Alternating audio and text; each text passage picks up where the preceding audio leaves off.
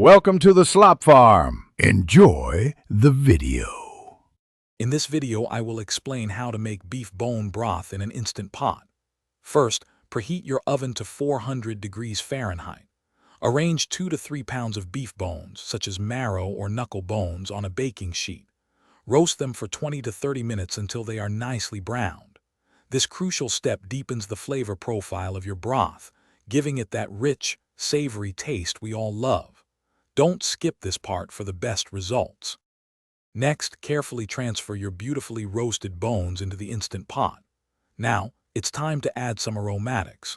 Toss in 1 chopped onion, 2 carrots cut into large pieces, and 2 celery stalks. These vegetables will infuse your broth with a subtle sweetness and complexity.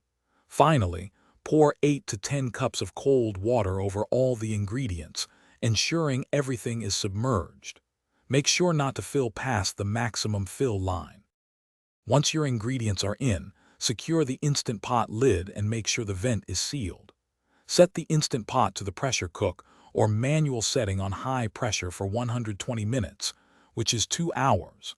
After the cooking cycle finishes, allow a natural pressure release for at least 30 minutes. This helps extract maximum nutrients and flavor. Then, carefully open the lid and strain the broth through a fine mesh sieve into a large bowl. After straining, let your broth cool completely before refrigerating. As it chills, a layer of fat will solidify on top, which you can easily skim off for a clearer broth. Store your homemade beef bone broth in airtight containers in the refrigerator for up to 5 days, or freeze it for several months. It's perfect for sipping, soups, or sauces. Also, be sure to check the description below for a link to some great smart speaker deals and other helpful resources. Enjoy your nutritious, homemade broth. Thanks for watching.